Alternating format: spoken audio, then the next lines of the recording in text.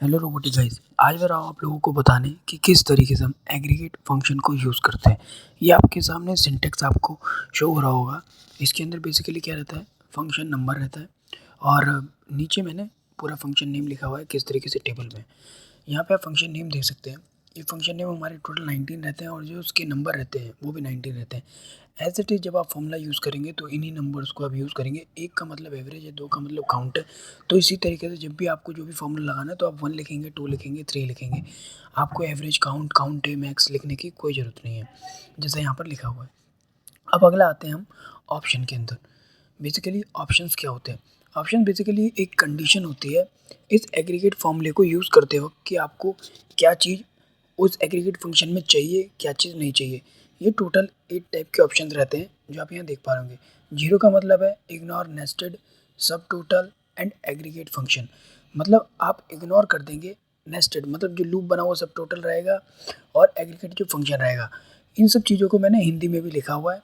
ये देखिए, मैं थोड़ा सा इसको साइड करके आपको दिखा देता हूँ कि किस तरीके से हिंदी में नेस्टेड, सब टोटल और एग्रीगेट फंक्शन को अनदेखा करें। तो 0 नंबर पे जो लिखा हुआ है उसका हिंदी मीनिंग भी है, आपको आसानी होगी थोड़ी इसे पढ़ने में। 1 नंबर पे देख लीजिए ignore hidden, second number ignore hidden rows और एग्रीगेट फंक्शन। तो छुपी हुई पंक्ति और नेस्टेड सब टोटल एग्रीगेट फंक्शन को इग्नोर करें, अनदेखा करें। तो ऐसे ही करके 2, 3, 4, 5, 6 सब करके ऑप्शन दिए हुए हैं। जब भी आप एग्रीगेट फंक्शन का यूज़ करेंगे तो इनको यूज़ करना, और किस तरीके से यूज़ करना है वो भी मैं आपको बताऊंगा। आप यहाँ एरे देख रहे होंगे। एरे बेसिकली क्या है, एक टेबल है। तो जब भी आप एक्सेल में वर्क करेंगे और वो एरे की बात करते हो तो एरे का मतलब है वो एक रो कॉलम की टेबल की बात कर रहा है, ठीक है ना। तो जैसे यहाँ टेबल दी हुई है, अभी मैं आपको वो भी पूरा यूज़ करके बताता हूँ, तो थोड़ा पेशेंस रखिएगा। कि बेसिकली क्या है, ऑप्शनल है हमारा। वो ऑप्शनल इसलिए है क्योंकि ये जो है कुछ ही फंक्शंस में यूज़ हो रहा है, जैसे एवरेज, काउंट है, मैक्स, इनमें यूज़ नहीं होता। ये यूज़ होता है 14 से लेके 19 तक जो मेरे फंक्शंस है, लार्ज, स्मॉल, परसेंटाइल, क्वार्टाइल।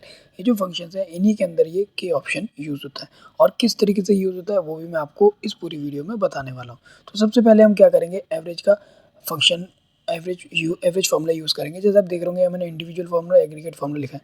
मैं दोनों को कंपेयर करके बताऊंगा कि किस तरीके से दोनों चीज़ें डिफरेंस है और क्या रिजल्ट में डिफरेंस आता है।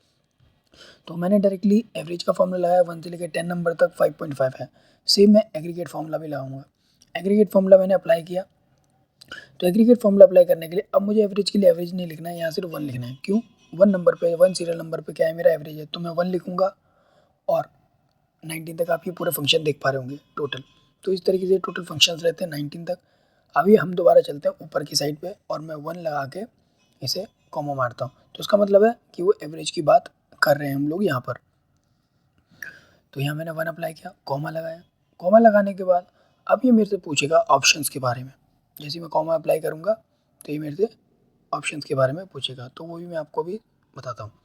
तो ऑप्शंस में यहाँ यूज़ करूँगा मैं इग्नोर नथिंग। इग्नोर नथिंग का मतलब है 4 नंबर है इसके लिए की पॉइंट हमारा। और इग्नोर नथिंग का मतलब अगर कोई भी फॉर्मूला लगा हुआ है, कोई भी एरर है लाइन के अंदर, कुछ भी चीज़ है, वो उनको कोई भी चीज़ को इग्नोर नहीं करेगा, सबको वो उसके अंदर काउंट करेगा। तो अब 0 पे देख पा रहे होंगे, 4 पे देख पा रहे होंगे, यहाँ पे इग्नोर नथिंग पे देख पा रहे होंगे। तो जैसे ही मैं 4 अप्लाई करूँगा 1 के बाद और कॉमा लगाऊंगा, फिर मेरे से पूछेगा वो एरे के बारे में, वो भी मैं आपको बताता हूँ। कॉमा लगाऊंगा, फिर अब पूछ रहा है एरे के बारे में। अब एरे बेसिकली क्या है, एरे मेरी टेबल है। वो मैं कहाँ तक ले रहा हूँ, मेरे को 10 नंबर तक का एवरेज निकालना है, तो मैंने 10 नंबर सेलेक्ट किया। फिर अगर कॉमा लगाओगे तो आप तो के आएगा, बट मुझे के का यूज़ नहीं करना क्योंकि एवरेज में के का यूज़ नहीं होता। तो डायरेक्टली एंटर किया और देख लो आप दोनों का रिजल्ट सेम आ रहा है। तो आप समझ पा रहे होगे, अगर आप एवरेज का फॉर्मूला लगा रहे हो और एग्रीगेट का फॉर्मूला लगा रहे हो तो आपको रिजल्ट सेम ही मिलेगा। अब मैं आता हूँ लार्ज फंक्शन पे। लार्ज फंक्शन के अंदर की का यूज़ है और किस तरीके से यूज़ करना है वो भी बताता हूँ। लार्ज के बाद मुझे एरे सेलेक्ट करनी है। लार्ज बेसिकली क्या चाहिए आपको, फर्स्ट चाहिए, सेकंड नंबर चाहिए, थर्ड नंबर चाहिए। तो ये जो फर्स्ट सेकंड थर्ड नंबर चाहिए, फर्स्ट लार्ज है, सेकंड लार्ज है, थर्ड लार्ज है, तो वही हमारा के है। तो देखिए मैंने एरे सेलेक्ट करी 11 से लेकर 19 तक। तो अब के की वैल्यू पूछ रहा है कि first largest, second largest, third largest. तो मैं फर्स्ट लार्जेस्ट की बात कर रहा हूँ। 11 से लेकर 19 नंबर तक कौन सा सबसे फर्स्ट लार्जेस्ट है, तो 19 नंबर है ऑब्वियसली। तो मैंने फर्स्ट लार्जेस्ट डाला तो 19 आ गया। अब मैं आपको एग्रीगेट फॉर्मूला के थ्रू यूज़ करके बताता हूँ कि किस तरीके से होता है। वही सेम करना है। आप एग्रीगेट फॉर्मूले के लिए क्या अप्लाई करोगे, यहाँ 14 नंबर लिखोगे, कॉमा लगाओगे, फिर ऑप्शन में इग्नोर नथिंग। अभी मैं आपको ये सारे फंक्शन भी समझाने वाला हूँ किस तरीके से वहाँ यूज़ करते हैं और क्या फॉर्मूला है। तो 4 लगाया, कॉमा लगाया, फिर एरे। एरे सेलेक्ट किया, फिर कॉमा लगाया। अब यहाँ पर मुझे ज़रूरत है, क्यों अगर मैं विदाउट के लगाए उसे यूज़ कर लूँगा तो वो अपने अकॉर्डिंगली कोई एरर दे देगा या तो कोई एक नंबर जनरेट कर देगा। बट मेरे को यहाँ लिखना पड़ेगा कौन सा लार्जेस्ट नंबर चाहिए, तो मैंने 1 लिखा तो उसने मुझे 1 की जगह पर 19 प्रोवाइड किया। अब मैं सेकंड लार्जेस्ट लिख देता हूँ, सेकंड लार्जेस्ट लिखा तो 18 दे दिया। तो ऐसे करके 4, 5, 6 आप लिखोगे के की जगह तो आपको उतना लार्जेस्ट नंबर वो प्रोवाइड कर देगा। यहाँ पे सेकंड लार्जेस्ट लिखा तो 80 नंबर प्रोवाइड कर दिया। तो आप देख पा रहे हैं आप डायरेक्टली इंडिविजुअल फॉर्मूला यूज़ करें या एग्रीगेट करें, दोनों का रिजल्ट सेम आएगा, बट थोड़ी एक्यूरेसी यूज़ करनी है तो आपको एग्रीगेट यूज़ करना पड़ेगा। अब मैं आपको मोड सिंगल का फॉर्मूला यूज़ करके बताता हूँ। तो आप देख पा रहे होंगे मोड का मतलब होता है कि रिपीटेटिव नंबर जितने भी रहेंगे उनको वो काउंट करके बताएगा। बट यहाँ पे 11 से लेकर 19 तक कोई भी रिपीटेड नंबर नहीं है, तो इसलिए उसने क्या दिया, एक एरर दे दिया। मैंने यहाँ 15 को 14 कर दिया, तो देखिए 2 रिपीटेड नंबर हो गए मेरे, तो इसलिए यहाँ पे इसने 14 लिख दिया। मैं अगेन 15 कर देता हूँ उसे। 15 करने के बाद फिर वो एरर दे देगा। क्या हमारा एग्रीगेट फंक्शन भी ऐसे ही वर्क कर रहा है? चलिए उसे चेक करते हैं। मैंने एग्रीगेट लगाया और मैंने 13 लिखा, 13 लिखे बाद कॉमा लगाया, सेम इग्नोर नथिंग करूँगा, 4 लगाऊंगा, कॉमा लगाऊंगा, फिर एरे सेलेक्ट करूँगा, एरे वो 11 से 19 तक, कॉमा लगाऊंगा, बट यहाँ की का यूज़ नहीं करना, तो मैं डायरेक्टली उसको क्लोज करके एंटर करूँगा। तो देखिए दोनों जगह रिजल्ट सेम ही आ रहा है। अब मैं 15 को फिर 14 करूँगा, तो देखिए दोनों का रिजल्ट भी सेम अगेन आ गया। तो अभी आप समझ पाए होंगे कि किस तरीके से एग्रीगेट फंक्शन यूज़ करने से हमारी एक्यूरेसी बढ़ती है और रिजल्ट तो सेम आता ही है। अब एक्यूरेसी कैसे बढ़ती है वो भी मैं आपको अभी बताने वाला हूँ।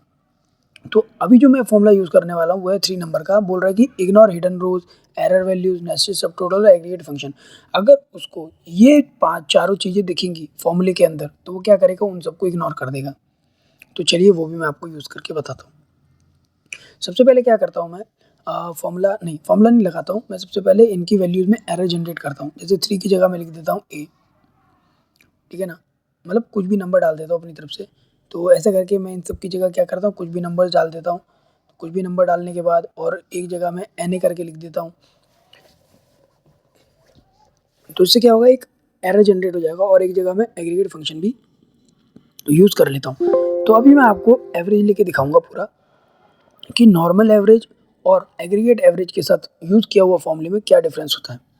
देखिएगा मैं यहाँ पर एग्रीगेट लगा रहा हूँ। मैं जो यूज़ करूँगा वो 3 नंबर का ऑप्शन यूज़ करूँगा, थर्ड नंबर का ऑप्शन। उसमें बोल रहा था ignore errors, ignore aggregate function, ignore nested सब टोटल और इग्नोर जो भी मतलब कि हमारी वैल्यूज़ रहेंगी उनको वो इग्नोर कर देगा, ठीक है ना। तो देखिए मैंने यहाँ एग्रीगेट फंक्शन लगाया। एग्रीगेट फंक्शन लगाने के बाद इसके नीचे मैं एन लिख देता हूँ हैश करके।